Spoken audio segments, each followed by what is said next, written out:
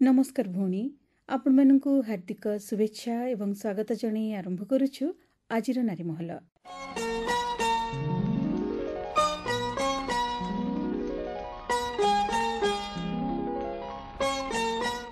भौणी कुहाଯାଏ ଏହି ପୃଥିବୀରେ ସ୍ୱର୍ଗର ଅନ୍ୟ ନାମ ହେଉଛି ସୁଖୀ ପରିବାର। ବାସ୍ତବିକ ସ୍ନେହ ଶ୍ରଦ୍ଧା ଆଦର ସୌହାର୍ଦ୍ଦର ବାତାବରଣ ଭିତରେ ହସଖୁସି ସହକାରେ ଏକାଠି ମିଳିମିଶି ରହିଥିବା ପରିବାରଟି ମାନସିକ ଶାନ୍ତି ଏବଂ ପର୍ଯ୍ୟାପ୍ତ ଶାନ୍ତ ସ୍ନିଗ୍ଧ ଅନୁଭୂତି ଭେଟି ଦେଉଥିବା ପାରିବାରିକ ପରିବେଶ ସ୍ୱର୍ଗ ସୁଖଠାରୁ କୌଣସି ଗୁଣରେ ଅଲଗା ନୁହେଁ। ବରଂ ଏହି କାରଣରୁ କବି ଯଥାର୍ଥରେ ଲେଖି ଯାଇଛନ୍ତି, ବୈକୁଣ୍ଠ ସମାନ ଆହା ଅଟେ ସେଇ ଘର, ପରସ୍ପର ସ୍ନେହଜ ହିଁ ଥାଏ ନିରନ୍ତର। ଆମ ଘର ଏକ ମନ୍ଦିର, ସେ ତ ସରଗଠୁ ସୁନ୍ଦର, ମମତାର ମୂରତି ମନେ ଦିଏ ଶପଥି, ମମତାର ମୂରତି ମନେ ଦିଏ ଶପଥି, ଆମ ଆମର ଆମେ ସବୁ ପୁର, ଏଇ ଆମ ସଂସାର, ଏଇ ଆମ ସଂସାର। ଆମେ ସମସ୍ତେ ଜାଣୁ ଯେ ଆମ ଜୀବନରେ ପରିବାରର ମହତ୍ଵ କେତେ ଗୁରୁତ୍ୱପୂର୍ଣ୍ଣ। ଆମେ ଯେଉଁଠାରେ ଜନ୍ମଗ୍ରହଣ କରିଥାଉ, ଯାହା ଯାହାଙ୍କ ସହିତ ବଢ଼ି ଉଠିଥାଉ, ସେହି ପରିବାର ଏବଂ ପରିବାର ବର୍ଗ ଆମ ଜୀବନ ଗଢ଼ିବାରେ ଗୋଟେ ସପୋର୍ଟିଂ ସିଷ୍ଟମ ବା ଯାହାକୁ କୁହନ୍ତି ସହାୟକ ସ୍ତମ୍ଭ ପରି, ଯାହାଙ୍କ ବ୍ୟତିରେକ ହୁଏତ ଆମର ଜୀବନ ଏବଂ ଅସ୍ତିତ୍ୱ ଏକ ପ୍ରକାର ଅସମ୍ଭବ, ଏକଥା କହିଲେ ଅତ୍ୟୁକ୍ତି ହେବ ନାହିଁ। ପାରିବାରିକ ସମ୍ପର୍କର ସେହି ଅତୁଟ ବନ୍ଧନକୁ ଆଉଥରେ ମନେ ପକାଇବା ପାଇଁ ସ୍ନେହ ଶ୍ରଦ୍ଧାର ସେହି ଅକୁଳାନ ମହତ୍ୱକୁ ଉପଲବ୍ଧି କରିବା ଅବସରରେ ଆଜି ଆପଣମାନଙ୍କ ପାଇଁ ପ୍ରଚାର କରୁଛୁ ମତାମତ ଭିତ୍ତିକ ରୂପକ ଆମ ପରିବାର। ମୁଁ ମହାଶ୍ୱେତା ସାହୁ, ଅଧ୍ୟାପିକା, ସୁଶୀଳାବତୀ ସରକାରୀ ମହିଳା ମହାବିଦ୍ୟାଳୟ, ରାଉରକେଲା। ସମାଜର ଆରମ୍ଭ ହିଁ ପରିବାର। ପରିବାର ନଥିଲେ ସମାଜ କାହିଁ? ଜୀବନରେ ମଣିଷ ଏକୁଟିଆ କେବେ ବି ରହିପାରିବ ନାହିଁ। ତେଣୁ ପରିବାର ଭୂମିକା ବହୁତ ରହିଛି। ମଣିଷ ଯଦି ଖୁସି ଖୋଜିବାକୁ ଚାହୁଁଛି, ପ୍ରଥମେ ତାର ପରିବାର ପାଖକୁ ସେ ଫେରିବା ଆବଶ୍ୟକ। ଜୀବନର ଯୋଉ ପରିବର୍ତ୍ତନ ଧାରାରେ ପରିବାର ହିଁ ତାର ସବୁଠୁ ବଡ ସାହାରା ଏବଂ ସହଯାତ୍ରୀ। କାରଣ ପରିବାର ହିଁ ତାର ଖୁସିର ପ୍ରଥମ ମୂଳଦୁଆ। ପରିବାର ପାଖରେ ତାର ସମୟ ସେ ଉପଯୋଗ କରିବା କଥା, ସେଇଠି ଖୁସି ଗୋଟେଇବା କଥା ଏବଂ ପରିବାର ଭିତରେ ହିଁ ଖୁସି ଅଛି। ଯଦି ଦୁନିଆକୁ ଖୁସି ରଖିବାକୁ ଚାହୁଁଛନ୍ତି, ନିଜକୁ ଖୁସି ରଖିବାକୁ ଚାହୁଁଛନ୍ତି, ପ୍ରଥମେ ଆପଣ ପରିବାର ଭିତରେ ହିଁ ଖୁସି ବାଣ୍ଟନ୍ତୁ, ତାହେଲେ ଯାଇକି ଖୁସି ତମେ ସମାଜକୁ ଦେଇପାରିବ। ଯଦି ତମ ପରିବାର ହିଁ ବ୍ୟତିବ୍ୟସ୍ତ, ପରିବାର ହିଁ ତମର ଅସ୍ତବ୍ୟସ୍ତ ଅବସ୍ଥାରେ ଅଛି, ପରିବାର ସହିତ ମନମାଳିନ୍ୟ ଅଛି, ପରିବାରରେ କିଛି ଅସୁବିଧା ଅଛି, ତାହେଲେ ଆପଣ ସମାଜକୁ କୋଉ ବାର୍ତ୍ତା ଦେବେ? ସମାଜକୁ କେମିତି ଶୃଙ୍ଖଳିତ କରିବେ? ତେଣୁ ସମାଜର ଶୃଙ୍ଖଳା ଆଗେ ଆରମ୍ଭ ହୁଏ ପରିବାର। ପରିବାର ଯଦି ଗୋଟେ ସୁଖଦ ପରିବାର ବା ଗୋଟେ ଶୃଙ୍ଖଳିତ ପରିବାର, ତାହେଲେ ସମାଜ ବି ତଦନୁସାରେ ସେ ଶୃଙ୍ଖଳିତ ହେଇଯିବ। ଆଜିର ଶିଶୁ କାଲିର ଭବିଷ୍ୟତ, ତା ହାତରେ ଆଗାମୀ କାଲିର ସମାଜ। ସେହି ଦୃଷ୍ଟିରୁ ଦେଖିବାକୁ ଗଲେ ଏକ ସୁସ୍ଥ ସମାଜ ଗଠନ ପାଇଁ ଶିଶୁଟିର ଉତ୍ତମ ଲାଳନ ପାଳନ ନିହାତି ଆବଶ୍ୟକ। ସୁତରାଂ ଏଠି ପରିବାର, ଯାହା ଗୋଟିଏ ଶିଶୁର ବୌଦ୍ଧିକ ବିକାଶର ଏନ୍ତୁଟିଶାଳ, ତାର ଭୂମିକା ମଧ୍ୟ ଖୁବ୍ ଗୁରୁତ୍ୱପୂର୍ଣ୍ଣ ଭାବରେ ବଢ଼ିଯାଏ। କାରଣ ଗୋଟିଏ ସୁବ୍ୟବସ୍ଥିତ ପରିବାର ହିଁ ଶିଶୁର ଉଚିତ ଲାଳନ ପାଳନ କରିପାରେ, ତାର ବଢ଼ି ଉଠିବାରେ ସହାୟକ ହୋଇପାରେ, ଯାହା ହେଇପାରେ ତ ଆଗକୁ ଯାଇ ଶିଶୁଟି ଗୋଟିଏ ସୁସ୍ଥ ସମାଜ ଗଠନର ସୂତ୍ରଧାର ପାଲଟିପାରେ। ଡକ୍ଟର ଅରୁନ୍ଧତୀ ଦେବୀ, ଶୋଭନୀୟ ଆନ୍ଦୋଳନର କର୍ମକର୍ତ୍ତା, ନିର୍ଦ୍ଦେଶିକା, ସମ୍ପାଦିକା ଭାବରେ କାମ କରେ। ଗୃହ ଏକ ମନ୍ଦିର, ସୁନ୍ଦର ଅନୁଷ୍ଠାନ। ମଣିଷ ଏହି ପବିତ୍ର ଅନୁଷ୍ଠାନରେ ନିଜକୁ ନିରାପଦ ଓ ସୁରକ୍ଷିତ ମନେ କରେ। ସଭିଙ୍କ ଆପଣାର ଭାବ ମନ ଜୀବନକୁ ଅପୂର୍ବ ଆନନ୍ଦ ପ୍ରଦାନ କରିଥାଏ। ବିଦ୍ୟାଳୟ ଭିନ୍ନ ଅନ୍ୟ ଏକ ଶିକ୍ଷାଳୟ ଏଇଠାରୁ ହିଁ ଜୀବନଚର୍ଯ୍ୟାର ଶିକ୍ଷା ମିଳିଥାଏ।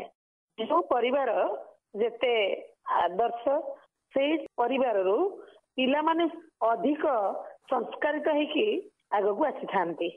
ଗୋଟେ ସୁସ୍ଥ ସମାଜ ପାଇଁ ପରିବାରର ଭୂମିକା ଅତି ଗୁରୁତ୍ୱପୂର୍ଣ୍ଣ। ପରିବାର ଭିତରୁ ହିଁ ପ୍ରାଥମିକ ଶିକ୍ଷା ମିଳିଥାଏ, ଯାହା ଦ୍ୱାରା ସୁସ୍ଥ ସମାଜଟେ ଗଠନ ହେଇପାରିଥାଏ।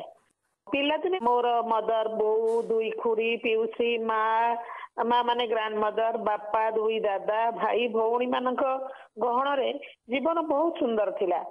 ଏକାଠି ବସିକି ଖାଇବା, ଏକାଠି ବସିକିରି ବାଣ୍ଟିକିରି ସମସ୍ତଙ୍କୁ ଦବା, ସମସ୍ତଙ୍କ ଭଲ ମନ୍ଦରେ ସମସ୍ତେ ଭାଗିଦାର ହେବା, ଏକାଠି ଲଣ୍ଠନ ଲଗେଇ ସନ୍ଧ୍ୟା ବେଳେ ପଢି ବସିବା। ତା ଛଡା ପର୍ବପର୍ବାଣୀ ମାନଙ୍କରେ ମା ବୋଉ ଖୁଡି ପିଉସୀ ମିଶି କେତେ କେତେ ପିଠାପଣା ସବୁ କରୁଥିଲେ, ବିଭିନ୍ନ ପ୍ରକାର ରୋଷେଇବାସ ସବୁ ହଉଥିଲା। କିଛି ଟ୍ରେନିଂ ନେବାକୁ ପଡିଲା ନାହିଁ, ଦେଖି ଦେଖି ସବୁ ଶିଖି ହେଇଯାଇଛି।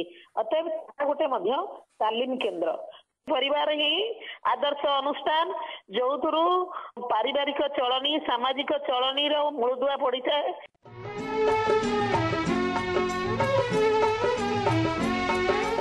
ସମୃଦ୍ଧ ଅତୁଟ ପରିବାରକୁ ଗଢ଼ିବା ଏବଂ ତାର ସ୍ଥାୟିତ୍ୱ ବଜାୟ ରଖିବାରେ ଜଣେ ନାରୀ ମାନେ ପରିବାରର ମଝି ବିନ୍ଦୁ ଭାବରେ ଗୃହିଣୀଟିର ଭୂମିକା ଅତୁଳନୀୟ, ଦାୟିତ୍ୱ ଅକଳ୍ପନୀୟ।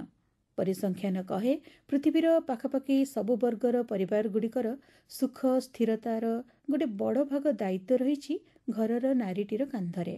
ସେ ଯେଉଁ ଭାବରେ ତା ଘରକୁ ଗଢ଼ିବ ଚଳେଇବ, ପରିବାର ସେଇ ପ୍ରକାରେ ଗଢ଼ି ହେବ।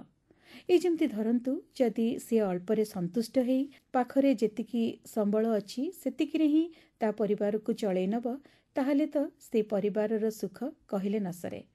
ମାତ୍ର ବେଳେବେଳେ ଦେଖାଯାଏ ଯେ ଆମେ ଅନ୍ୟ ସହିତ ନିଜକୁ ତୁଳନା କରି ବସୁ। ତାଙ୍କ ଘରେ ଏଇ ଜିନିଷଟି ଅଛି, ଆମର କାହିଁକି ନାହିଁ, ଏଇଭଳି ତୁଳନା, ଯାହାଦ୍ୱାରା ଆମେ ଅସ୍ଥିର ହୋଇପଡ଼ୁ। ମାତ୍ର ପ୍ରକୃତ ସୁଖ ଶାନ୍ତି ଯେ କୌଣସି ଦାମୀ ଜିନିଷପତ୍ର ଠୁଳ କରିପାରି ନଥାଏ, ଏ କଥା ପୁରାପୁରି ଭୁଲିଯାଅ। ବରଂ ଭାବି ବସୁ ଯେ ପ୍ରଚୁର ପାର୍ଥିବ ଜିନିଷ ସବୁକୁ ଠୁଳ କରିବା ହିଁ ପ୍ରକୃତ ସୁଖ। ଯାହାଫଳରେ କ'ଣ ହୁଏ ନା, ଆମକୁ ଅଧିକରୁ ଅଧିକ ଟଙ୍କା ପଇସା ଦରକାର ହୁଏ। ଆମେ ସେଥିପାଇଁ ଆହୁରି ଅଧିକା କ'ଣ ସବୁ କରିବାକୁ ହବ ତା ପିଛା ଲାଗିଯାଉ ଏବଂ ୟା ଭିତରେ ଜୀବନର ଅସଲ ସୁଖଠାରୁ କ୍ରମେ ଦୂରକୁ ଦୂରକୁ ଚାଲିଯାଉ। ତେଣୁ ଆମର କହିବାର କଥା ହେଲା, ଭଉଣୀ, ଏଇ କ୍ଷେତ୍ରରେ ଯଦି ଘରର ଗୃହିଣୀ ପାଖରେ ଯେତିକି ସମ୍ବଳ ଅଛି ତାକୁ ଆଧାର କରି ସ୍ନେହ ଶ୍ରଦ୍ଧା ଦେଇ ବୁଦ୍ଧିମତା ସହକାରେ ସେ ଯଦି ତା ଘରକୁ ଚଳେଇ ନେବ, ତାହେଲେ ସେଇ ଘରେ ସୁଖ ଶାନ୍ତି ବିରାଜମାନ କରିବାରେ କେବେ ହିଁ ଅନ୍ତରାୟ ସୃଷ୍ଟି ହୋଇପାରିବ ନାହିଁ। ମୁଁ ସୁଷମା ଦାସ କହୁଛି। ଗୃହିଣୀଟିଏ ଘରର ସବୁ କର୍ମକୁ ସୁଚାରୁ ରୂପେ ତୁଲାଇ ପାରିଲେ ଘରେ ଶାନ୍ତି ବି ରୁହେ, ସେ ପରିବାର ସୁଖୀ ପରିବାର ଭାବରେ ଗଣାଯାଏ। ଘର ଭିତରେ ଶାନ୍ତି ନଥିଲେ କେବେ ପରିବାରରେ ସୁଖ ସମୃଦ୍ଧି ଆସିବା ସମ୍ଭବପର ନୁହେଁ। ଗୃହ ଭିତରେ ନାରୀଟିକୁ କେନ୍ଦ୍ର କରି ପରିଚାଳିତ ହୁଏ ସାରା ପରିବାର। ତାର ଗୁରୁତ୍ୱପୂର୍ଣ୍ଣ ଭୂମିକାକୁ ଆମେ ପ୍ରତ୍ୟକ୍ଷ ବା ପରୋକ୍ଷରେ ଦେଖି ଆସିଛୁ ଛୋଟ ବେଳୁ। ପିଲାବେଳେ ମା ପାଖରେ ଆମର ନିର୍ଭରଶୀଳତା ଦିନ ଯାକର ଅଳି ଅର୍ଦଳି କରି ଆମେ କଟାଇ ଆସିଛୁ। ନାରୀ ପୁରୁଷର ପ୍ରେରଣା ହେବା ସହ ପାଖରେ ନିଜେ ଶକ୍ତି ଓ ସାମର୍ଥ୍ୟ ହୋଇ ସାହସର ସହ ଠିଆ ହୋଇଥାଏ ସବୁବେଳେ। ମୁଁ ଜଣେ ଗୃହିଣୀ, ମୋର ଗୋଟିଏ ଝିଅ ଓ ସ୍ୱାମୀକୁ ନେଇ ମୋର ଛୋଟ ପରିବାର। ଯେହେତୁ ମୋ ସ୍ୱାମୀଙ୍କ ଉପରେ ଘରର ଆର୍ଥିକ ମାନଦଣ୍ଡ ନିର୍ଭର କରେ, ସେଥିପାଇଁ ଦିନର ଗୁରୁତ୍ୱପୂର୍ଣ୍ଣ ସମୟ ସେ ନିଜ ଜବ୍ ପାଇଁ ଦିଅନ୍ତି। ତାଙ୍କର ଅନୁପସ୍ଥିତିରେ ଘରର ଯାବତୀୟ କାମ ମତେ ତୁଲେଇବାକୁ ପଡେ। ଯେମିତି ଝିଅର ପାଠ ପଢା, ଟ୍ୟୁସନ, ବନ୍ଧୁ ବାନ୍ଧବ, ନିଜର ନିତ୍ୟ ବ୍ୟବହାର୍ଯ୍ୟ ଆବଶ୍ୟକ ଜିନିଷ ପତ୍ର ମତେ ହିଁ ମ୍ୟାନେଜ କରିବାକୁ ପଡେ। ସ୍ୱାମୀ ଯେତେବେଳେ ବାହାରକୁ ଟୁରରେ ଯାଆନ୍ତି, ଗୃହର ଯାବତୀୟ କର୍ମ, ବନ୍ଧୁ ବାନ୍ଧବ କାମ କାର୍ଯ୍ୟ ମତେ ହିଁ ବୁଝିବାକୁ ପଡିଥାଏ। ମୋ ଛୋଟିଆ ପରିବାର, ଛୋଟିଆ ବଗିଚା, ପୂଜା ପର୍ବାଣୀ, ବନ୍ଧୁ ବାନ୍ଧବ, ଶୁଭ ମାଙ୍ଗଳିକ କାର୍ଯ୍ୟ, ଯାବତୀୟ ଆମର ପାରିବାରିକ କାମ ସବୁ ତାର ଉତ୍ତରଦାୟିତ୍ୱ ମତେ ହିଁ ବୁଝିବାକୁ ପଡେ।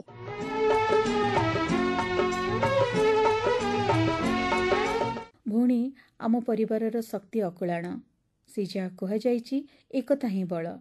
ସେ ଦୃଷ୍ଟିରୁ ଦେଖିବାକୁ ଗଲେ ଭାଇ ବନ୍ଧୁ କୁଟୁମ୍ବ ମିଳିମିଶି ଏକାଠି ରହୁଥିବା ପରିବାରଟି ସବୁ ଦିଗରୁ ଖୁବ୍ ଦୃଢ଼।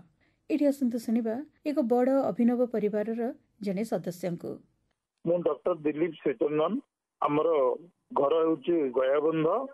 ଆମେ ଗୟାବନ୍ଧ ଗ୍ରାମରେ 125 ଜଣ ବିଶିଷ୍ଟ ଏକ ଯୌଥ ପରିବାରରେ ଗୋଟିଏ ଛାତ ତଳେ ଗୋଟିଏ ରୋଷେଇରେ ଆମର ଜେଜେବାପାଙ୍କ ସମୟରୁ ଆମେ ରହିଆସୁଛୁ।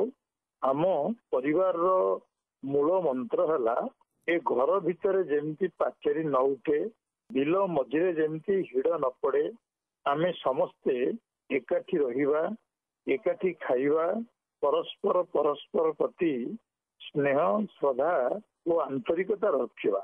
କଥାରେ ଅଛି ବୈକୁଣ୍ଠ ସମାନ ଆହା ଅଟେ ସେଇ ଘର, ପରସ୍ପର ସ୍ନେହ ଦେଇ ଥାଏ ନିରନ୍ତର।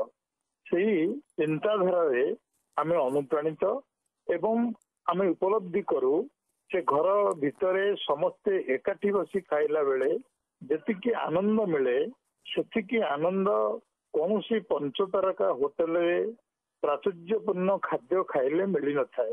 ଆମର ଘରେ ଦୈନିକ ପ୍ରାୟ 40 କେଜି ଚାଉଳ ରନ୍ଧା ହୁଏ। 40 କେଜି ଚାଉଳ ରନ୍ଧା ହେବା ଦ୍ୱାରା ଅନେକ ଲୋକ ଦିହୁପରେ ଖାଇବା ସହିତ କେତେବେଳେ କିଏ କେମିତି ପଖାଳ ମଧ୍ୟ ଖାଇଥାନ୍ତି। ଯେହେତୁ ଗାଁ ଗହଳିରେ ଆମ ଘର, ପର୍ବପର୍ବାଣୀରେ ଆମେ ପରସ୍ପର ପ୍ରତି ଯୋଉ ସ୍ନେହ ଶ୍ରଦ୍ଧା ପ୍ରଦର୍ଶନ କରିଥାନ୍ତି ଏବଂ ପରସ୍ପର ପ୍ରତି ଯୋଉ ଆନ୍ତରିକତା ପ୍ରଦର୍ଶନ କରିଥାନ୍ତି, ଗୋଟେ ଅପୂର୍ବ ଆନନ୍ଦର ଜୁଆର ସୃଷ୍ଟି କରେ ଆମ ପରିବାର ଭିତରେ। ଆଜିର ସମୟରେ ଯଦି ବା ଯୌଥ ପରିବାର ବିଲୀନ ହେଇଯାଉଛି, କିନ୍ତୁ ଆମେ ଏକାଠି ବାନ୍ଧି ହେଇ ରହିବାର ଗୋଟେ ମୂଳ ମନ୍ତ୍ର ହେଉଛି, ଯେହେତୁ ଆମର ଜେଜେଙ୍କ ଠାରୁ ଆରମ୍ଭ କରି ଆମର ବାପା ଆଦି 5 ଭାଇ ଥିଲେ, ସେମାନଙ୍କର ଗୋଟେ ସଂକଳ୍ପ ଥିଲା, ଯେମିତି ପୁରୁଷ ଧରି ତମମାନେ ଏକାଠି ରହିବ, ଏକାଠି ତମମାନେ ତୁମର ଜୀବନ ଯାପନ କରିବ। ଆମେ ସେ କଥା ମନେ ପକେଇ ଏକାଠି ରହିଛୁ। ଯଦି କେତେବେଳେ କୌଣସି କ୍ଷେତ୍ରରେ କୌଣସି ମନମାଳିନ୍ୟ ଘଟେ, ଆମେ ଭାଇମାନେ ଏକାଠି ବସି ପରସ୍ପର ଭିତରେ ସେ ଭାବକୁ ବା କାହା ମନରେ କୌଣସି ଖରାପ ଭାବ ଥିଲେ ତାକୁ ଦୂରୀଭୂତ କରିବାକୁ ଚେଷ୍ଟା କରୁ ଏବଂ ପରବର୍ତ୍ତୀ ପର୍ଯ୍ୟାୟରେ ପୁଣି ଆମେ ଯେମିତି ଆନନ୍ଦମୟ ଜୀବନ ଯାପନ କରିବା କଥା କରୁ। ମୁଁ ଗୋଟିଏ ଧାଡିରେ କହିବାକୁ ଚାହୁଁଛି, କଥାରେ ଅଛି ମଇଁଷି ଶିଙ୍ଗ ଫଟା, ଜୁଝିଲା ବେଳକୁ ଗୋଟା। ଅନେକ ସୂତା ମିଶିଲେ ଗୋଟେ ଦଉଡ଼ି ସୃଷ୍ଟି ହୁଏ, ତାକୁ ଛିଣ୍ଡେଇବା କଷ୍ଟ। ସେଇ ଦୃଷ୍ଟିକୋଣରୁ ଏକାଠି ଏତେ ଲୋକ ଆମେ ଥିବା ହେତୁ କୌଣସି ବିପଦ ଆପଦ ଭଲ ମନ୍ଦରେ ଆମେ ଅନେକ ଲୋକ ଏକାଠି ଠିଆ ହେଇପାରୁ, ଜଣଙ୍କ ଦୁଃଖରେ ଠିଆ ହେଇପାରୁ, ଜଣଙ୍କ ସୁଖକୁ ଆହୁରି ଉଜ୍ଜୀବିତ କରୁ ଏବଂ ଆମେ ଉପଲବ୍ଧି କରିଛୁ ପରିବାର ଉପରକୁ କେବେ କୌଣସି ବିପଦ ଆସିଲେ ଅନେକ ସ୍ୱର ଏକତ୍ରିତ ହୁଏ, ଯାହା ଆମ ପରିବାର ଉପରେ କୌଣସି ପ୍ରଭାବ ପକାଇ ପାରେ ନାହିଁ। ବାସ୍ତବିକ ଭଉଣୀ, ସତ କହିଲେ ପରିବାରର ଭୂମିକା ହଜିଲେ ବି ଯିବାର ବିଷୟ ନୁହେଁ। ବରଂ ଯେତେ ଦିନ ଯାଏ ଏ ପୃଥିବୀରେ ମଣିଷର ସତ୍ତା ଅକ୍ଷୁଣ୍ଣ ରହିଥିବ, ସେତେ ଦିନ ପର୍ଯ୍ୟନ୍ତ ପରିବାର ତାର ଅସ୍ତିତ୍ୱ ଜାହିର କରୁଥିବ, ବଳବତ୍ତର ରହିଥିବ। ମଣିଷର ଜୀବନ ଧାରଣରେ ତାର ସଂଘର୍ଷ ସଂଗ୍ରାମରେ ନିଜର ନିରବଚ୍ଛିନ୍ନ ଅବଦାନ ଦେଇ ଚାଲିଥିବ। ଜୀବନର ଚଲାବାଟରେ କେବେ କୋଉଠି ଝୁଣ୍ଟି ପଡ଼ିବା ବେଳେ, ହାରିଯିବା ବେଳେ କିମ୍ବା ଥକି ପଡ଼ିବା ବେଳେ ହାତ ଧରି ଉଠେଇ ଆଣୁଥିବ, ବାଟକୁ ସାଥୀ ହେଉଥିବ, ସ୍ନେହ ଶ୍ରଦ୍ଧା ଆଦର ସୌହାର୍ଦ୍ଦର ହାତ ବଢ଼େଇ ଦେଉଥିବ। ଶୁଣୁଥିଲେ ଭଉଣୀ, ଆମର ଏଇ ବିଶେଷ ମତାମତ ଭିତ୍ତିକ ରୂପକ ଆମ ପରିବାର। ଭଉଣୀ, ମଣିଷ ତା ଜୀବନରେ ଯେତେବେଳେ କୌଣସି ଗୋଟିଏ ଆଶଙ୍କା ଦୁବିଧା ଭିତରେ ରହିଥାଏ, ସେତେବେଳେ ତାକୁ ଯୋଉଠୁ ସବୁଠୁ ଅଧିକ ସାହସ ଓ ସମର୍ଥନ ମିଳିଥାଏ, ତାହା ହେଲା ତାର ପରିବାର। ପରିବାରଠାରୁ ସ୍ନେହ ଆଦର ଏବଂ ସମର୍ଥନ ମିଳୁଥିଲେ ମଣିଷ ପାଇଁ ଯେକୌଣସି ବାଧାବିଘ୍ନକୁ ଟପିଯିବା ଅସମ୍ଭବ ହୁଏ ନାହିଁ। ଆମର ଆଜିର କାର୍ଯ୍ୟକ୍ରମରେ ଆମ ସହିତ ଅଛନ୍ତି ସେମିତି ଜଣେ ପରିଶ୍ରମୀ ଭଉଣୀ ସଲମୀ ବେଗମ, ଯିଏକି ତାଙ୍କ ଜୀବନରେ ଅନେକ ସଂଘର୍ଷ କରିଆସିଛନ୍ତି ସତ, ମାତ୍ର କେବଳ ପରିବାରର ସହଯୋଗ ଯୋଗୁଁ ଆଜି ଜଣେ ସେବିକା ଭାବରେ କାମ କରି ସେ ନିଜକୁ ସ୍ୱରୋଜଗାରକ୍ଷମ କରିପାରିଛନ୍ତି, ନିଜ ଗୋଡ଼ରେ ନିଜେ ଛିଡ଼ା ହୋଇପାରିଛନ୍ତି। ତାଙ୍କର ସ୍ନେହମୟ ସ୍ପର୍ଶରେ ଆଜି ବହୁ ରୋଗୀ ସେବା ଶୁଶ୍ରୂଷା ପାଇ ରୋଗମୁକ୍ତ ହେଇଛନ୍ତି। ତାହେଲେ ଆସନ୍ତୁ ତାଙ୍କୁ ଭେଟିବା। ନମସ୍କାର, ଆପଣଙ୍କୁ ଆମ କାର୍ଯ୍ୟକ୍ରମକୁ ସ୍ୱାଗତ କରୁଛୁ। ଆପଣ ଜଣେ ନର୍ସ ବା ସେବିକା ଭାବରେ ଦୀର୍ଘ ଦିନ ଧରିକିରି କାର୍ଯ୍ୟ କରି ଆସୁଛନ୍ତି। ଏଥିପାଇଁ କୋଉଠୁ ପ୍ରେରଣା ପାଇଲେ? ଏଇ କାମ କରିବାକୁ କାହିଁକି ମନ ବଳେଇଲେ? ମୋର ଟିକେ ଫ୍ୟାମିଲି ପ୍ରୋବ୍ଲେମ ଥିଲା, ତାପରେ ମୁଁ ବି ଚାହୁଁଥିଲି ସେବା କରିବା ପାଇଁ। ପେସେଣ୍ଟ ମାନଙ୍କର କାମ କରିକି ମତେ ବହୁତ ଶାନ୍ତି ଲାଗୁଛି, ସେଥିପାଇଁ ମୁଁ ଏସବୁ ଲାଇନରେ ଆସିକି କାମ କରୁଛି। ଆପଣ ଏଥିପାଇଁ କୋଉଠୁ ଟ୍ରେନିଂ ବା ତାଲିମ ନେଇଛନ୍ତି କି? ଆଜ୍ଞା, ନେଇଛି। ସରକାରୀ ମେଡିକାଲରେ କାମ ଜାଣିଛି, ବାକି ସବୁ ସରକାରୀ ମେଡିକାଲରେ କାମ ଜାଣିକି କରୁଛି ମୁଁ। ଆପଣଙ୍କର ଯଦି ଆମେ ପଚାରିବା ଗୋଟିଏ ଦିନର କାର୍ଯ୍ୟକରିଣୀ ସେ ସମ୍ପର୍କରେ କ'ଣ କହିବେ? ମାନେ ସକାଳୁ ରାତି ପର୍ଯ୍ୟନ୍ତ ଆପଣଙ୍କର ଦିନକର ଯୋଉ କାମ ସେ ବିଷୟରେ ଟିକେ କୁହନ୍ତୁ। ମୁଁ ସକାଳେ ଘରେ ବାହାରୁଛି 5:30 ବେଳେ, ଆସିକି ମେଡିକାଲ ପହଞ୍ଚୁଛି 7:30ରେ, ଟ୍ରେନରେ ଆସୁଛି, ତାପରେ ଏଇଠି ମାଷ୍ଟର କ୍ୟାଣ୍ଟିନରେ ବସରେ ଆସିକି ମେଡିକାଲରେ ଆସୁଛି, ଆସିକି ପହଞ୍ଚୁଛି, ତାପରେ ଯାଇକି ମାନେ ମୁଁ ମୋର କାମଟା ଯାହା ଅଛି ମୋର ଏସବୁ କରିକି ତାପରେ 9:30ରେ ଡ୍ରେସିଂ ଆରମ୍ଭ ହେଇଯାଉଛି ମୋର।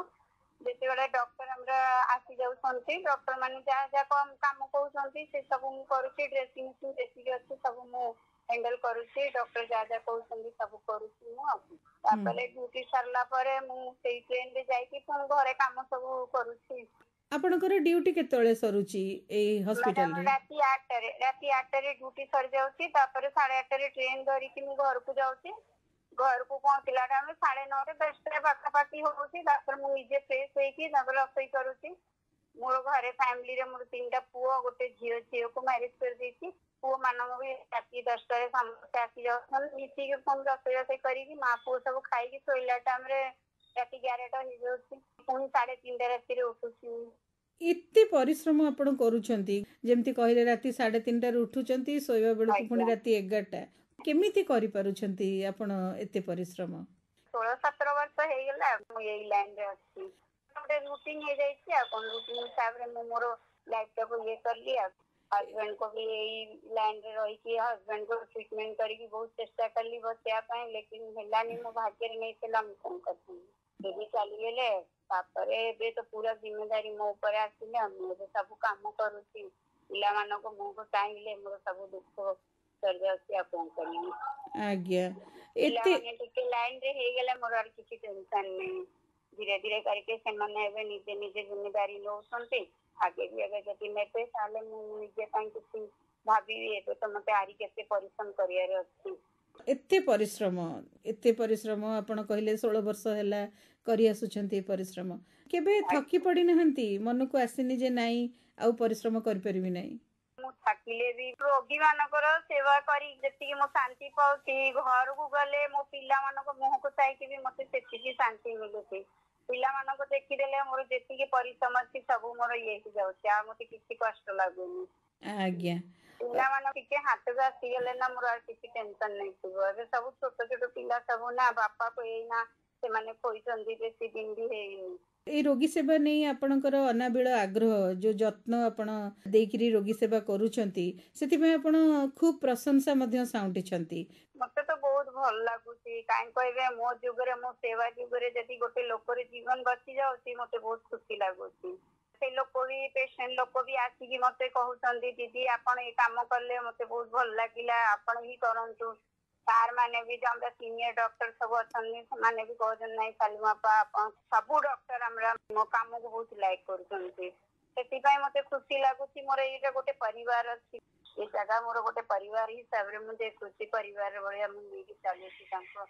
ଭୁଲ ହେଲେ ଯାହା ବି ହେଲେ ସେମାନେ ପାଟିତୁଣ୍ଡ କରିଦଉଛନ୍ତି, ପୁଣି ଆସିକି ମତେ ବୁଝେଇ ଦଉଛନ୍ତି। ଏଇଟା ହିଁ ମୋ ପାଇଁ ବହୁତ ଖୁସି ଲାଗୁଛି। ଆଜ୍ଞା, ଗୋଟେ ସେବିକାର କାମ ପାଇଁ ଖୁବ ଧୈର୍ଯ୍ୟ ଆଉ ରୋଗୀମାନଙ୍କ ପାଇଁ ଆଦର ସ୍ନେହ ଏଇ ସବୁ ଦେଇକିରି କାମ କରିବାକୁ ହୁଏ। ସେମିତି ବୁଝଉଛି, ଯଦି ପେସେଣ୍ଟ ବୁଝୁନାହାନ୍ତି, ନାଇଁ ମତେ ବହୁତ କଷ୍ଟ ହଉଛି, ଏମିତି କଷ୍ଟ ହବ, କଣ କରିବା, ଟିକେ ସହିଯାଆନ୍ତୁ, ଆପଣ ସହିଗଲେ ଭଲ, ଆଜି ଟିକେ କଷ୍ଟ ସହିଗଲେ କାଲିକୁ ଆପଣ ଭଲ ହେଇଯିବେ ବୋଲି ମୁଁ ଏମିତି ବୁଝଉଛି। ଆଜ୍ଞା, ଆପଣ କହିଲେ ପିଲାମାନେ ସାନ, ସେଥିପାଇଁ ଆପଣଙ୍କୁ ବହୁତ ପରିଶ୍ରମ କରିବାକୁ ପଡୁଛି। ପରିବାରରେ ଆଉ ଅନ୍ୟ କେହି ନାହାନ୍ତି କି ଆପଣଙ୍କୁ ଟିକେ ସହଯୋଗ କରିବା ପାଇଁ? ବାପା ଅଛନ୍ତି, ଯୋଉ ବାପାକୁ ଆମେ ବହୁତ ମାନେ ମୁଁ ଭଗବାନଠୁ ବଢିକି ଚାହୁଁଛି। ହେଲେ ମୁଁ ଆଗେ ଆଲ୍ଲାହକୁ ମାନୁଛି, ତାପରେ ମୋ ବାପାକୁ ମାନୁଛି। ମୋର ଆଉ ଦୁନିଆରେ କେହି ନାହାନ୍ତି। ମା ଥିଲେ, ମା ଚାଲିଗଲେ, 10 ବର୍ଷ ହେଲା ମା ଚାଲିଗଲେ। ତାପରେ ଶାଶୁ ଏଇ ଆର ବର୍ଷ ଶାଶୁ ବି ପଳେଇଲେ। ତାପରେ ହଜବେଣ୍ଡ ଥିଲେ, ଯାହା ବି ଥିଲେ, ଯେମିତି ବି ଥିଲେ, ସମାଜରେ ମତେ ବଞ୍ଚିବା ପାଇଁ ଥିଲା, ସେ ବି ମତେ ଛାଡିକି ପଳେଇଲେ। ଆଜି ଏବେ ମୋର କେହି ନାହାନ୍ତି। ମୋର 3ଟା ଛୁଆକୁ ଛାଡିଦେଲେ ମୋର ଆଉ କେହି। ଆରେ ଏମିତି ତ ବନ୍ଧୁ ବିରାଦର ସମସ୍ତେ ଅଛନ୍ତି, ଆପଣ ତ ଜାଣିଛନ୍ତି। ଯାହାର ଟଙ୍କା ଅଛି ତାର ମାନ ସମ୍ମାନ ଅଛି। ଆଉ ମୁଁ ଏତିକି ରୋଜଗାର କରୁନି କି ମୁଁ ସେମାନଙ୍କୁ ନେଇକି ଚାଲିପାରିବି। ସମସ୍ତେ ନିଜେ ନିଜେ ପରିବାର ଭିତରେ ଅଛନ୍ତି, ଦେଖିଲେ ତ ବହୁତ ବଡ ପରିବାର ଅଛି, ଲେକିନ ମତେ ଏମିତି ହେଇଗଲା ପରେ କେହି ମତେ ଏତେ ଲାଇକ୍ କରୁନାହାନ୍ତି। ଆଉ ମୁଁ ବି ଚାହୁଁନି କି ମତେ କେ ଆଣିକି 10 ଟଙ୍କା ଦବ, ନିଅ ତମେ ପିଲାମାନଙ୍କୁ ଖାଇବାକୁ ଦିଏ, ଇଏ କର ସେ କର, ମୁଁ ସେ ସବୁ ଚାହୁଁନି। ନିଜେ ଖଟୁଛି, ମୁଁ ନିଜେ ପିଲାମାନଙ୍କୁ ଡାଲି ଚଟଣି ହବ ଯେ ମୁଁ ଖାଇବାକୁ ଦଉଛି, ନିଜେ ରୋଷେଇ କରିକି ମୁଁ ପିଲାମାନଙ୍କୁ ଖାଇବାକୁ ଦଉଛି। ଆଉ ମୋ ପିଲାମାନେ ବି କୋଉଦିନ ଯାଇକି କାହା ଘରେ କହିନାହାନ୍ତି ମାମା ଖାଇବାକୁ ଦେଲେନି କି ମୋ ମାମା ଆମକୁ ରୋଷେଇ କଲେନି, କିଛି ନାହିଁ। ମୋଠୁ ଯେତିକି ହଉଛି ମୁଁ ପିଲାମାନଙ୍କ ପାଇଁ କରୁଛି। ପିଲାମାନେ ଆଜି ପର୍ଯ୍ୟନ୍ତ ତ କାହା ଆଗରେ କହିନି, ଆଗେ କଣ ହବ ମୁଁ କହିପାରିବିନି।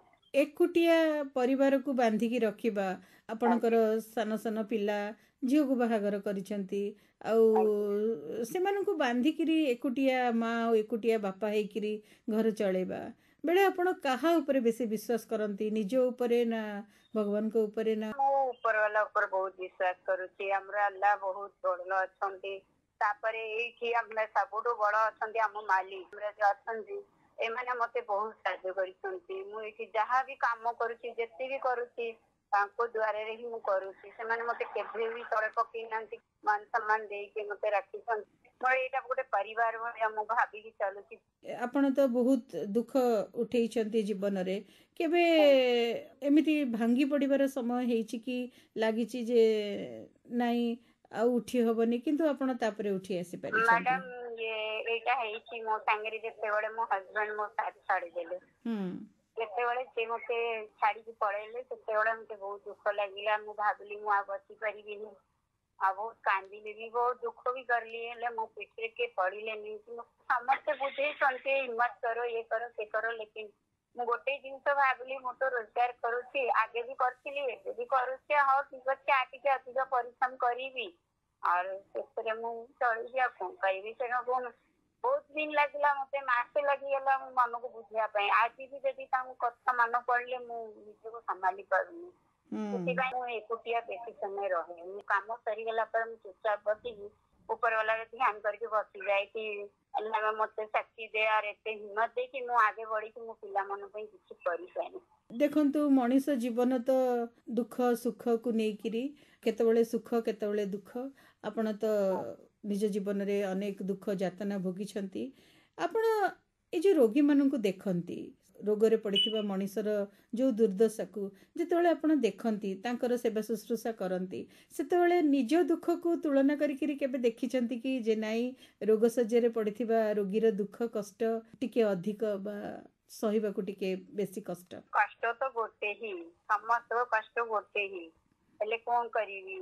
ତାଙ୍କୁ ବୁଝଉଛି, ନିଜେ କଷ୍ଟଟା ଯଦି ତାଙ୍କ ସାମ୍ନେ ଫିଲ୍ କରିବେ, ସେ ତ ପୁଣି ଆରି ବିଗିଡି ଯିବେ ନା, କହିବେ ଦିଦି ଆପଣ ତ ନିଜେ ଦୁଃଖରେ ଅଛନ୍ତି, ଆପଣ କଣ ମତେ ବୁଝେଇବେ? ସେଥିପାଇଁ ମୁଁ ନିଜେ ଦୁଃଖ ଦାବି ଦଉଛି, ତାଙ୍କ ଦୁଃଖକୁ ବୁଝେଇକି ତାଙ୍କୁ ଯାହା ହେଲେ ବି ଇଏ କରୁଛି କି ନାଇଁ ଏମିତି ଭାବନ୍ତୁନି, ଭଲ ହେଇଯିବେ ଆପଣ, ଡକ୍ଟର ଭଲ ପାଇଛନ୍ତି, ଆପଣ କିଛି ନାହିଁ, ଆମେ ସମସ୍ତେ ମିଶିକି ଆପଣଙ୍କୁ ଉଠେଇବା, ଆପଣ ବହୁତ ଭଲ ଲୋକ, ଇଏ ହବ କହିକି ତାଙ୍କୁ ବୁଝଉଛି। ଆଉ ସେଇ ଜାଗାରେ ଯଦି ମୁଁ ନିଜେ ଦୁଃଖଟା ଯଦି କହିବି, ଏଟା ହେଇପାରିବନି ନା। ଆଜ୍ଞା, ଆପଣଙ୍କର ଏଇ ଯେଉଁ ରୋଗୀ ସେବାର କାର୍ଯ୍ୟକାଳ ଭିତରେ ଅନେକ ରୋଗୀଙ୍କୁ ଆପଣ ଭଲ କରିକିରି ଘରକୁ ପଠେଇଥିବେ, ହୁଏତ କେହି କେହି ରୋଗରୁ ମୁକ୍ତି ପାଇପାରିନଥିବେ। ଯେତେବେଳେ ରୋଗୀଟିଏ ଭଲ ସୁସ୍ଥ ହେଇକିରି ଘରକୁ ଯାଏ, ଖୁସି ତ ଲାଗୁଥିବ ନିହାତି, କିନ୍ତୁ ଯେତେବେଳେ ରୋଗୀଟିର ନିଦାନ ହେଇପାରେନି, ସେତେବେଳେ କଣ ଅନୁଭବ କରନ୍ତି ଆପଣ? ସେତେବେଳେ ମୁଁ ତାଙ୍କ ଭାଗ୍ୟ କଥା ଇଏ କରିଦଉଛି, ଭଗବାନ ଏତେ ଦିନ ତାକୁ ରଖିଛନ୍ତି, ଆର କଣ କରିପାରିବେ ଆମେ, ଆମ ହାତରେ କିଛି ନାହିଁ, ଆମେ ତ ବହୁତ ଚେଷ୍ଟା କଲେ ହେଇଗଲାନି, ତା କଣ କରିବି ବୁଝେଇକି। ଯଦି ଏତିକି ଚିହ୍ନା ଲୋକ ଥିବ ବୁଝେଇବି, ଆଉ ଯଦି ଅଚିହ୍ନା ଥିବ ଦେଖିକି ଟିକେ ମନ ଦୁଃଖ କରିକି ଯିବା କଥା। ଆଉ କଣ କରିବି? ଆପଣ ତ ଖୁବ ବ୍ୟସ୍ତ ରହୁଥିବାର ମଣିଷ, ଯେମିତି କହିଲେ ସକାଳୁ ରାତି ଯାଏଁ ଆପଣଙ୍କର କାମ, ତେବେ କାମରୁ କଣ କେବେ ହେଲେ ଟିକେ ବିରତି ପାଆନ୍ତି ନାହିଁ? ସଣ୍ଡେକୁ ମୁଁ ପିଲାମାନଙ୍କ ପାଖରେ ମାନେ ଦିନ ସାରା ସକାଳେ ତାଙ୍କ କାମ ସବୁ ସାରିକି ରୋଷେଇ ବାସେଇ ଫ୍ୟାମିଲିକୁ ନେଇକି ଲଞ୍ଚ କରୁଛି, ରାତିରେ ପୁଣି ସନ୍ଧ୍ୟାବେଳେ ଯଦି ହବ ପୁଅକୁ କହିବି ବାବା ମୁଁ ଆଜି ବହୁତ ଥକି ଯାଇଛି, ଚାଲ ଯିବା ମାର୍କେଟ ଯିବା, ୟାକୁ କୋଉଠି ଯିବା ବୁଲିକି ଆସିବା, ତ ସେମାନେ ନେଇକି ପୀର ବାବା ପାଖରେ ଯାଇକି ଦର୍ଶନ କରିକି ପିଲାମାନଙ୍କ ସାଙ୍ଗରେ ରହିଲେ ମ୍ୟାଡାମ ମତେ ଭାରି ଖୁସି ଲାଗେ। ସପ୍ତାହକୁ ଥରେ ମୁଁ ରହୁଛି ପିଲାମାନଙ୍କ ସାଙ୍ଗରେ। ଆପଣଙ୍କର ଯେମିତି କହିଲେ ରବିବାର ଗୋଟିଏ ଦିନ ଆପଣ ପିଲାମାନଙ୍କ ସହିତ ବିତାନ୍ତି, ରୋଷେଇବାସ କରିକିରି ଭଲରେ ଖାଆନ୍ତି, କଣ ସବୁ ରୋଷେଇ ଆପଣ କରନ୍ତି ଯାହା ଆପଣ ପିଲାମାନଙ୍କୁ ପସନ୍ଦ ରହିଥାଏ? ପିଲାମାନଙ୍କର ଆମର ବଡ ପୁଅରେ ତ ପସନ୍ଦ ଅଛି ମଟନ ଚିକେନ ଏ ସବୁ ଖାଇବେ, ଲେକିନ ଆମ ଘରେ ଆଇଁଷ ବହୁତ କମ ହୁଏ କାହିଁକି ନା ମୁଁ ତ ଡ୍ୟୁଟିରେ ରହିଲି ଆଉ ମତେ ସୁବିଧା ହଉଛି ଆଲୁ ସब्जी हो कि पनीपरिया हो ଯାହା କାଟିକି ଜଲ୍ଦି ଜଲ୍ଦି ବନେଇଦେଲେ ରୋଟି କରିଦେଲେ ମୁଁ ରୋଟି ସब्ଜି ନେଇକି ପଳେଇ ଆସିଲେ ସେମାନେ ବି ଖାଇକି ସାନ ପୁଅ କଲେଜକୁ ପଳାଏ, ମଝିଆ ପୁଅ ଏଇ ମାଞ୍ଚେଷ୍ଟରରେ ୱେଲ୍ଡିଂ ମିସ୍ତ୍ରୀରେ କାମ କରୁଛି ସେ ସେଇଠି ପଳେଇ ଆସେ, ଆଉ ବଡ ପୁଅ ତ ତାଙ୍କର ସୋରୁମ ରେ କାମ କରୁଛି ସେ ତାର ପଳାଏ ସୋରୁମ। ତ ଏମିତି ହେଇକି ଯୋଉଦିନ ସଣ୍ଡେ ଥିବ ସେଇଦିନ ଟିକେ ଚିକେନ ମଟନ ଯାହେଲେ କରିବାକୁ ପଡୁଛି। ସେମାନେ ଯଦି କହିବେ ଆମେ ଆଜି ବିରିୟାନୀ କର ତାହେଲେ ବିରିୟାନୀ କରା ହବ, ଆଉ ଯଦି କହିବେ ନାଇଁ ଆମେ ଆଜି ସାଧା କରିଦଉଛି, ପିଲାମାନେ ଯାହା କହିବେ ସେଇଆ କରୁଛି ମ୍ୟାଡ଼ାମ। ଆଜ୍ଞା, ଆଗକୁ ଆଉ କଣ ସବୁ କରିବା ପାଇଁ ଭାବିଛନ୍ତି? ଆଗକୁ ତ ଅଛି ଆମର ଗୋଟେ ଆମ ହଜବେଣ୍ଡ ର ଜାଗା ଥିଲା ମାନେ ଆମ ଶ୍ୱଶୁର ଜାଗା ଥିଲା, ସେଇଟାରେ ଆମେ 2 ବଖରା ଘର କରିକି ରହିଛୁ। ଆଉ ମୋର ବି ତ ଏତିକି ଇନକମ ନେଇ ନା, ପିଲାମାନେ ଟିକେ ଷ୍ଟାଣ୍ଡ ହେଇଗଲା ପରେ ଦେଖିବା ଗୋଟେ 2ଟା ରୁମ ପକେଇକି ପିଲାମାନଙ୍କୁ ପରିବାରକୁ ବଢେଇବି କି ଆगे କିଛି ଭାବିକି ତାଙ୍କ ଫ୍ୟୁଚରଟାକୁ ଦେଖିକି ଆପଣ ସାନ ପୁଅ ତ ପଢିବ କହୁଛି ତାକୁ ଯେମିତି ହେଲେ ବି ଲଗାନ କରିକି ପଢେଇବି ଆଉ କଷ୍ଟ କରିବି ବସି ଲେକିନ ତାକୁ କାମୟାବ କରିବି। ସାଇନ୍ସ ପଢୁଛି +2 ସେକେଣ୍ଡ ଇୟର ଏବେ ଅଛି, ସେ କମ୍ପ୍ଲିଟ ହେଲା ପରେ ଦେଖିବା ତାଙ୍କୁ କୋଉଠି ଗୋଟେ ଜବ ଫବ କରିକି ତାଙ୍କୁ ଫ୍ୟୁଚର ଦେବା। ଆଜ୍ଞା, ଆଉ ଏଇ ରୋଗୀ ସେବା କ୍ଷେତ୍ରରେ ଆଉ କଣ ସବୁ କରିବେ ବୋଲି ଭାବିଛନ୍ତି? କେତେ ମନ ଦେଇକିରି କାମ କରିବେ ବୋଲି ଭାବିଛନ୍ତି? ମନ ଦେଇକି ତ ସଦାବେଳେ କାମ କରେ, ମୁଁ ଚାହୁଁଛି ଆପ ଗୋଟେ ଆମର ମ୍ୟାଡାମ ଆସୁଛନ୍ତି ଡ୍ରେସିଂ ପାଇଁ, ଡ୍ରେସିଂ କରୁଛନ୍ତି ମ୍ୟାଡାମ, ମୁଁ ତାଙ୍କୁ ପୁରା ଜ୍ଞାନ ଦେଇକି ରଖୁଛନ୍ତି କି ନାଇଁ ମ୍ୟାଡାମକୁ ଏଇଆ ଦରକାର କି ମତେ ଏଇଆ ଦରକାର, ମୁଁ ସେଇ ଅନୁସାରେ ଶିଖୁଛି। ମ୍ୟାଡାମଠୁ ମୁଁ ବହୁତ ଜିନିଷ ଶିଖିଛି, ବହୁତ କାମ ବି ମୁଁ ଶିଖିଛି। ଆରି ବି ଇଚ୍ଛା ଅଛି ଯେମିତି ଗୋଟେ ଦେଖିଲେ ମୁଁ ଶିଖିବି କି କରିବି, कि डॉक्टर माने जदि मते ये करिके देते कि एटा आपा कर दियो बोली कि मैं कर दोसी सेटा एई सब लगन मो पाखरे अछि काम, लेकिन मु ध्यान रे करिवि बोली कि भाबुची मु निजे चाहूची कि केबे भी मो हाथ रे कोनसी भूल ना हो बोली। ईश्वर करंतु आपण एमती रोगी सेवा करि चलंतु, आपणकर धैर्य स्नेह श्रद्धा देकिरी रोगी माननकु तांकर कष्टरू तांको मुक्ति दियंतु, आपण निज जीवन रे मध्ये आगुकु उन्नति करंतु। आपण आज आम कार्यक्रम आम सहित दीपद कथा हेले, सेतिमे अनुष्ठान तरफरु आपनको बहुत बहुत धन्यवाद जणाउछु। नमस्कार। शुणुथिले सेविका सलमी बेगम को सहित आमरे आलोचना। भौणी परिवार रे आमर सदा सुख शांति विराजमान करुथाउ, समस्ते मिलेमिशी एकाठी खुशी रे रुहंतु, एई शुभकामना सह आजिर नारीमल कार्यक्रम मु आपणकर उपस्थापिका स्वागतिका एठु विदाय नै रहुछि। नमस्कार।